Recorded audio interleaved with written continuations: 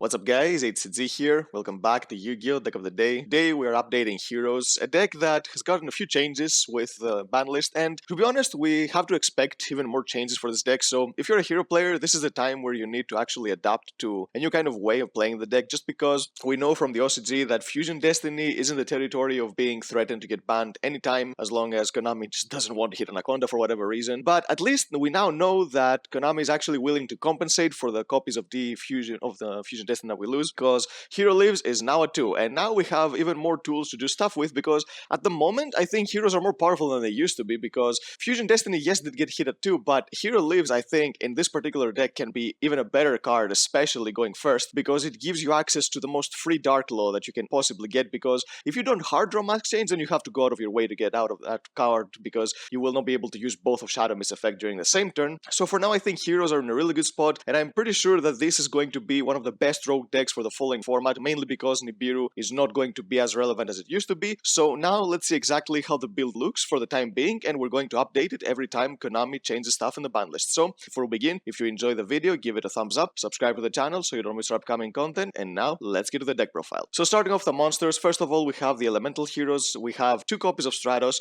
You can play 3 if you want, but the thing is that sometimes you can have too many normal summons in your hand, or you don't even need a normal summon, or you can search a normal summon, which is why I think 2 copies of Stratos is okay, just because you have ways to search it and you don't really need it in order to do your full combos and stuff. It just here, maybe for an extra tribute for plasma sometimes or stuff like that. It's a good card to have, but I think it can clog you a bit, especially with all those other cards that the deck has access to now. And with 2 copies of Hero Lives, you can actually get this card out of your deck whenever you want if you already have a Mask Change, because if you don't have a Mask Change, then I don't really see a reason why you wouldn't go for Shadow Mist instead of Stratos if you have Hero Lives. So I think at 2, it's perfectly fine for me, but if you want to play 3, then go ahead and go for it. It's not something that is going to make or break the deck depending on how many you play. A card that I think they should not play more than 2 is 2 copies of Shadow Mist. I think it's pretty established that Shadow Mist is really good at 2. It's a easy side out sometimes as well, especially going second, just because Mask Change going second can be a little bit weird, especially if you cannot stick monsters on the field depending on what kind of interruptions your opponent has. But still, I think this card, especially with Hero Lives, is much better than before because you have easy access to it from the deck, and we all know how powerful Dark Law can be, especially against the right matchups. They just cannot do anything against it, and the thing is that you can actually protect your Dark Law from Dark Ruler no more because of the extra Hero Wonder driver by resetting your mask changes. So it's not like this deck's susceptible to stuff, and can also play around Droplet, because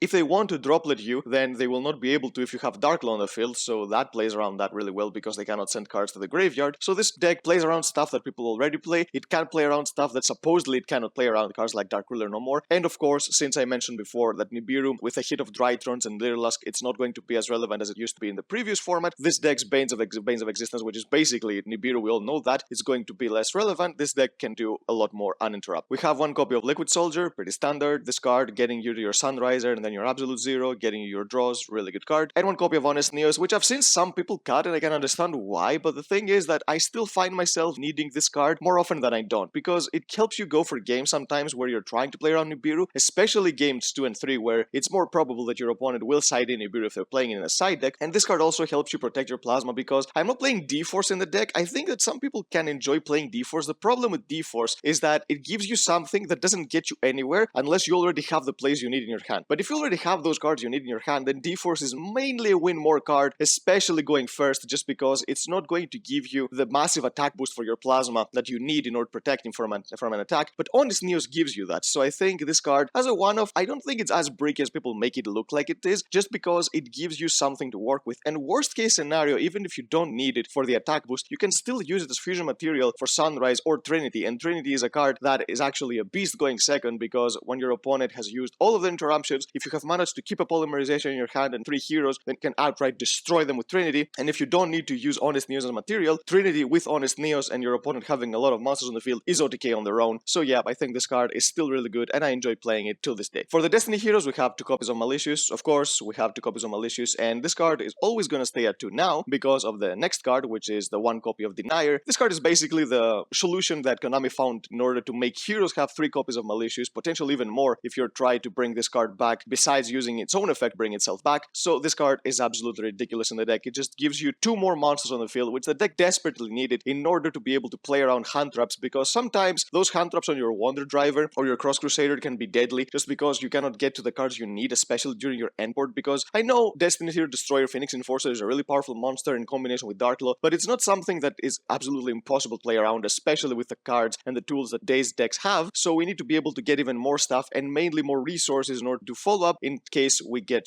obliterated from your opponent but not OTK'd, and this card just helps you do that in combination with Malicious. It just gives you all those resources back. And we also play one copy of Destiny Hero Plasma. You can play more Destiny Heroes if you want to make your Fusion Destiny more crucial, but the thing is, especially now with 2 copies of Fusion Destiny, it's less likely that you're going to resolve it more than once during a duel. Before with 3 copies, it was actually very possible to draw a second copy during the grind game and being able to activate it, but now with only 2, if you draw one early game, the chances of you drawing the second one is not very high. So you don't need to play more copies of Destiny Heroes in order to make sure that you do that, because even if you search your Plasma and you send a Denier and you send your Malicious and you get the second Malicious, that's just one from Fusion Destiny and you've gone through all 4 of your Destiny Heroes you play in the main deck because of that. So this is why I think that you don't need to play more just because Fusion Destiny is now at 2. And of course we all know that if Fusion Destiny ends up going to 1 or maybe even ban, the good thing about heroes is that they can still use Destroyer Phoenix Enforcer even without Fusion Destiny because they can search Polymerization. So they will be able to use this powerhouse of a card that's been destroying our meta for some time now that other decks will not be able to have access to eventually, hopefully at least, and this deck will still be able to go for it. So this is why I think that even though Fusion Destiny losing copies might seem like a hit for the deck, as long as we get back Hero Lives at 3 eventually, and we can still use Polymerization to get access to Destroyer Phoenix Enforcer while being the only deck that can do that, I think the deck is going to be much better than any other deck comparison just because they can use such a powerful card while other decks will not be able to soon. For the Vision Heroes, we have 3 copies of Faris. Of course, this is the best card in the deck by far, this card. If we didn't have this card, I don't think that I would be able to do anything, just because this card gives you the extender you need. Even if your plays get stopped, this card just gives you all the cards you need just because it's such a powerful card. You discard a hero, you summon this, you get your Vion, and then you have everything you need. So this card is absolutely amazing. We have 1 copy of Increase. I think that now pretty much everyone has decided to play 1 copy of Increase, and I've been saying this for quite some time, and people were always saying that you have to play 2 copies because what if you draw the 1 copy and then you won't be able to use your Faris? The thing is, you don't really need to use Faris to do stuff. Faris is really good, but you only necessarily need him if your initial plays get stopped. If you draw this 1 copy of Increase, it's not like it's completely dead. You can still fuse it away or send it to the graveyard with any means possible, and then once you take damage, you send it back to your spell and trap zone and you can use it again during the following turn. So it's not like a Darling Tonya Cobra that you will draw and you will never be able to use. Maybe you're saying playing a Pletaplant engine, or back in the day when we're using Garnet with Brilliant Fusion, if you drew it then it was completely dead. It's not like that. This card, it won't be able to be used during the first turn, but during the following turn you're still going to be able to play this card. So it's not like it's a card that you absolutely don't want to see. Even if you say it, it's fine as long as your opponent doesn't have a lot of hand traps to cut you. And especially with Hero Lives, being able to use more cards before you commit to your normal summon means that you will need this card less often than you did before, just because you have ways to get access to Stratos. If your opponent Veilers that, maybe you have another one, or if you get access to Shadow Mist, a Mask Change sometimes is all you need to win against certain decks. So yeah, I think just playing 1 copy of this means that you will break way less often than before. We also have 3 copies of Vion. This is the best normal summon in the deck because of Destroyer Phoenix Enforcer. Being able to get access to Polymerization immediately is what you need to be able to do, just because, especially now with Fusion Destiny being at 2, you need to get access to Poly as quickly as possible, because Stratos, it's a good card, but it doesn't give you access to Polymerization. Basically, Vion does everything that Stratos does turn 1 on top of even more, just because Stratos is better late game because of the effect to pop backer, of course, but the thing is that you want to go first, so you need to be able to get access to Polymerization to hard summon your Destroyer Phoenix Enforcer if you cannot draw the Fusion Destiny. So this is why I absolutely have to max out on this card, and I suggest doing because if you don't open Faris, or even if you do open Faris, sometimes being able to bait cards with Vion is much better, and because Faris is a free extender, you don't even need to use the effect to get another Vion to your field if you've already used Vion. You just use Faris as a free extender to go for link plays. So it's not like if you draw both Vion and Faris in the same hand then you break. No, you can just summon your Vion. If it gets hand trapped, then you have a free extender on the field, which you can do even more, which is why I think this card is an absolute must-have. And the last monster is, of course, the 1 copy of Adusted Gold. This card I can see myself cutting sometimes because the deck is based on going first, and this card can be a brick sometimes going first because it doesn't accomplish anything outside from putting a body on the field. But I just find that Malicious Bane is such a powerhouse going second, and especially during the grind game, which whenever I cut this card from the deck, I always find myself in situations where I need it. So this is why I just keep playing these cards, even though they can be a little bit bricky. And I'm not playing hand traps in this deck, just not now, because I feel like hand traps are going to be less relevant than they used to be in the previous format, because less combo decks are going to be played down the road because of the ban list. So I feel like you don't really need to play hand traps. There are cards that break boards really well without even needing you to hand trap your opponent midway. And of course, this is Heroes, so it can break boards very easily on its own as well. So I just love playing this card because I need it most of the time when I just end up going second or when I'm playing in the grind. For the spells, we have 2 copies of Hero Lives. Lives, it's safe to assume that this card is going to be at 3 in the next list. Now, the question is, how many copies of Fusion Destiny will we have to cut? 0, 1, or maybe even 2, who knows? It just depends on what Konami plans to do with Anaconda in the end of the day. So this card, if it comes back to 3, it's going to be a good compensation for Destiny Fusion depending on how much they hit it. But even at now, at 2, it's much better because this card, I know that as a feeling for the hero players, when you draw this card in the opening hand, you feel so much safer. Just because I know there are hands that sometimes when your one Stratos gets Veilered or your Vion gets Veilered, then you can't do anything, which is something that this deck is notorious for. Sometimes it can play around anything, and sometimes it can play around one interruption. So this card in your hand makes it so you can play around so much. And it's such a big bait because your opponent knows that if your Shadow Mist resolves and you get the Mask Change, then if they have other hand traps for the remainder of your combo, Mask Change is going to make those hand traps basically useless, especially if they're Veiler or Imperm and stuff like that. So they need to hit the Mask Change search, so you need to hand trap immediately on the Shadow Mist, which then gives you free freedom to basically do anything you want with your Stratos and get your Faris and all that. So I know that this card, being at multiple copies, feels very well for hero players, and hopefully it's going to be at 3 in the next list. We have 2 copies of Fusion Destiny, we still have 2 copies of this card and Anaconda, which makes the deck insane. I think right now, this is where the deck is going to be at the best peak, because I doubted that we're going to have 3 copies of Hero Lives while still having 2 copies of Fusion Destiny in the upcoming ban list. I think this is very hopeful in order to be able to get to the point of having that, mainly because we know that Anaconda has dodged so many ban lists. But still, I think that this card, even if it goes to 0, I mentioned before that heroes will still be able to use Destroyer Phoenix Enforcer. And when there's a card this powerful, if you're the only one that you can use it, while before everyone could use it, even though it would seem that heroes would have taken a hit with this card getting banned, it would actually make it seem that the deck is more powerful than the rest of the decks just because it can use a card like this. So I know that even though a lot of people are salty because this card is getting hit and this is collateral damage for heroes just because Konami does not know how to make Link monsters, because all those Link monsters have been so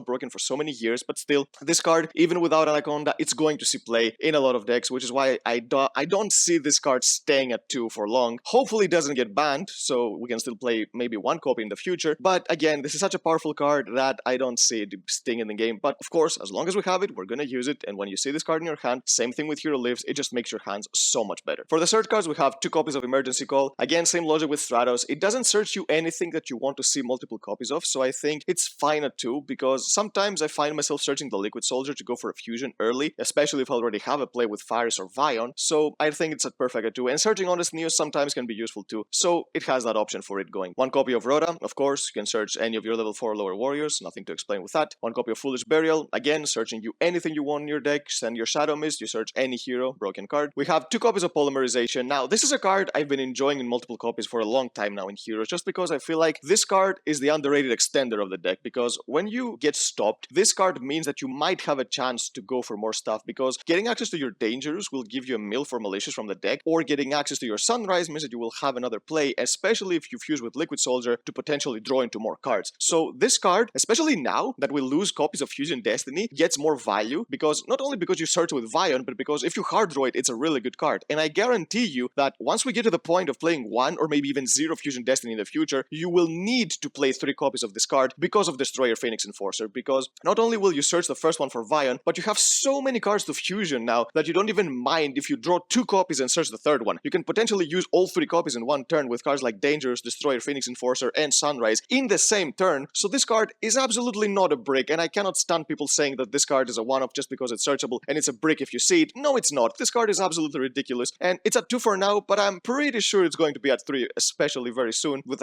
how things have been looking at the OCG, because Konami, sometimes they just take the easy route and basically copy the OCG, so we know exactly what's going to happen if that happens. So yeah, I guarantee that you need to play multiple copies of this card even now, and soon you're going to max it out 100%. We have 1 copy of Miracle Fusion, of course, searching with Sunrise, getting access to your Absolute Zero, and Absolute Zero with Mask Change. If your opponent doesn't lose to Dark Law, then they necessarily lose to an Acid and Absolute Zero combo, so this is why this is absolutely ridiculous being able to do that. Absolute Zero is the Omni hero that has basically aged the best out of all of them, because it's such a powerful interruption, being able to destroy your opponent's entire board in combination with Mask Change. Really powerful stuff. We have 1 copy of Dark Calling. I mentioned that Adjusted Gold with this card, especially this card, can be the brick, because you cannot even use it if you don't have access to Adjusted Gold, but still, I just think that Bane is such a power card that you need to play it, especially because we're going to enter a format where we won't have as much combo, and Bane was not that good against full combo decks just because your opponent did have answers for pretty much anything, but against mid-range decks, Bane is just a killer, because your opponent cannot get rid of it, and if it sticks on the field, you're just basically going to Raigeki your opponent's board multiple times. So I just find that this 2-card combo in the deck is too powerful not to run. But of course, if you feel like it's breaking you too much, you can cut them for more interruptions or other stuff. We have 3 copies of Mask Change. Of course, I don't need to explain Mask Change. This card is absolutely ridiculous, especially with 2 copies of Hero Lives. Sometimes, even if you have a copy of Mask Change in your hand, getting a second copy with Hero Lives will be more beneficial than getting access to your Stratos, especially if you have a Vian in your hand, just to be able to go into multiple copies of Dark Law, because everyone knows that if you have a Dark Law and then you reset your Mask Change with Wonder Driver, or if you've drawn a second copy of Mask Change, then you're basically protected by even cards like Dark Blur no more, so you don't even care anymore to be able to play around everything your opponent has. We have 1 copy of Call by the Grave. The one hand trap that this deck still loses to, that can still get hit by Call by the Grave, is of course Droll, which I hope that people don't play as much as they used to, mainly because of the same reason for Nibiru, because Lyrlask and Drytron, which were the main reasons why would you play Droll in the main deck at least, would now got hit severely, so I don't think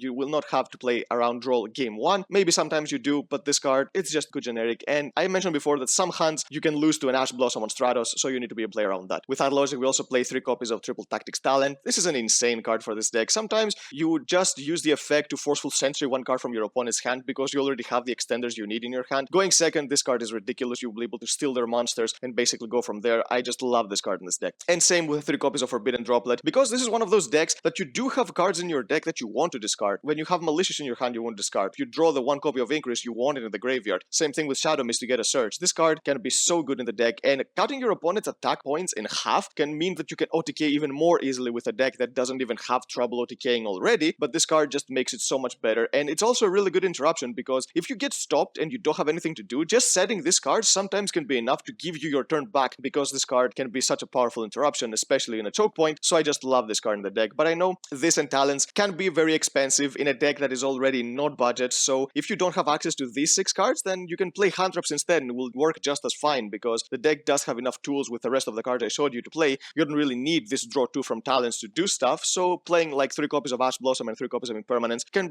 suffice just fine as well. For the extra deck, we have 1 copy of Destroyer Phoenix Enforcer. Of course, everybody knows this card at this point, and yeah, I mentioned that this deck will always be able to have access to this card, no matter what happens in the ban list, unless this card gets directly banned, which this is definitely not going to happen. If Fusion Destiny gets dodged, then Anaconda is definitely going to be the card to get banned. I doubt Konami will ban this card, just because it's so a specific card to ban while keeping problems still in the game like Anaconda, because we know that Anaconda is going to be problematic in the future, so I don't think it would be a very smart idea to ban Destroyer Phoenix Enforcer instead of Anaconda. So you can rest assured that this card, if you're playing Heroes, you're going to be using it pretty much forever from now on. We also have 1 copy of Dangers. This card is a really good enabler, just because it helps you have more freedom in terms of your materials, because sometimes you have a Malicious but you don't have another Destiny hero, but if you have a Shadow Mist with this, you can basically do full combo, and this is the reason you can get a search for a Mask Change even if you don't draw Hero Leaves or if you don't draw your Mask Change, because you can then send your Shadow Mist, don't use its effect, go for the play with Croc Crusader, search your Liquid Soldier, normal summon your Liquid Soldier because you don't have a normal summon, and then you can get back your Shadow Mist to search a Mask Change. Of course, in order to do that, you need Fusion Destiny, and it's less consistent than before, but it doesn't matter too much, mainly because this combo was mainly to get a Mask Change, and this third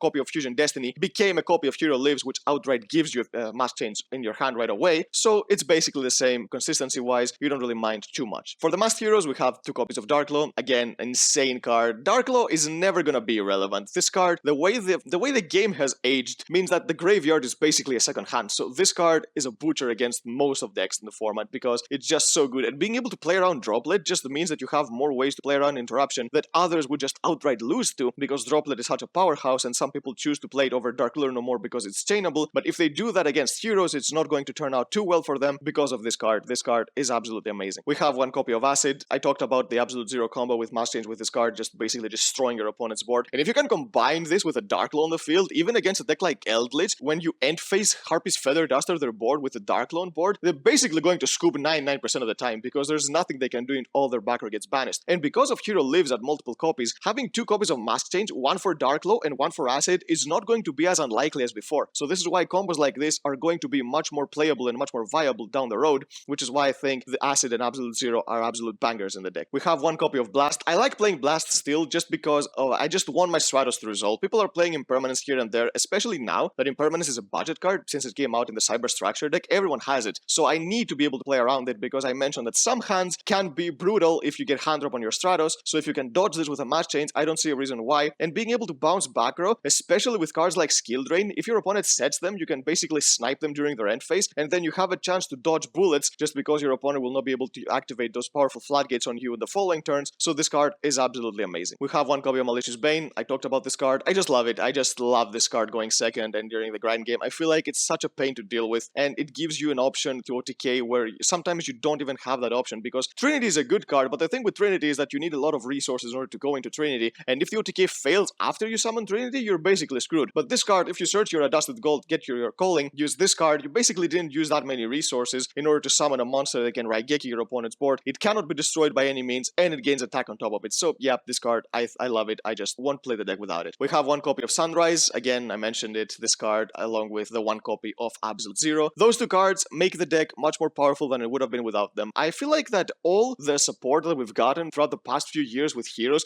have just combined themselves in a perfect type of deck. It has the tools to do anything. I don't think there is anything that this deck cannot do or deal with, because it has the attack power to deal with unaffected monsters, it has the tools to deal with back row, it has the tools to deal with effects. This deck, I just love this deck so much. It has the tools to be pretty much anything that you need it to be, and these two cards are the reason of why you can do that, because of access to Acid and Absolute Zero nuking your opponent's board. And Sunrise is another one of those cards that protects your plasma when it's on the field from being attacked. And we have one copy of Trinity. This is the easy OTK. This basically surprises your opponent when you're trying to bait everything. When you drop the polymerization, summon this, and if you have Honest Neos, they're basically destroyed. For the Link monsters, we have two copies of Cross Crusader. You need two. I guess you can play one, but the thing is that you're going to get into grind games more often than not, just because when your opponent breaks your board, then you just start playing beatdown mode, which is why this card gives you access to all your deck multiple times, so you need to be able to get access to this card. And of course, Denier makes this card even better than it used to be, just because you can get back your Malicious, so you have access to more monsters on the field. We have one copy of Wonder Driver. This card, resetting your Mask Chains when you summon your Dark Law, is the only way this deck can play around Dark Lure no more, which is why you absolutely have to play this card. We have one copy of Dread Decimator. When you combine this with Plasma, it makes it so that your opponent cannot attack over it, normal summoned monsters, because if you just have Plasma on the field, your opponent maybe can just normal summon a Fractal, crash on the Plasma, and then they can do whatever they want, which is why you need cards like this, your Sunrise and your Honest Neos, to make sure this doesn't happen. And we also have one copy of Verti Anaconda. Yeah, this card is still in the deck, of course, because we still have it, and this card is here for insurance against draw, because, for example, let's say you summon a Stratos, you search a Faris, and your opponent draws you there. There's not much you can do unless you're playing this card, because you can summon your Faris, you don't use its effect, so you don't get locked into heroes, and then you go into Anaconda, Fusion Destiny, and you have a Destroyer Phoenix Enforcer on board, so you have at least something going for you. And if you have a Mask Change, you send a Malicious in the graveyard, so you can banish it, get a Malicious, and get Dark Law as well. So this deck, because of this card, can play around draw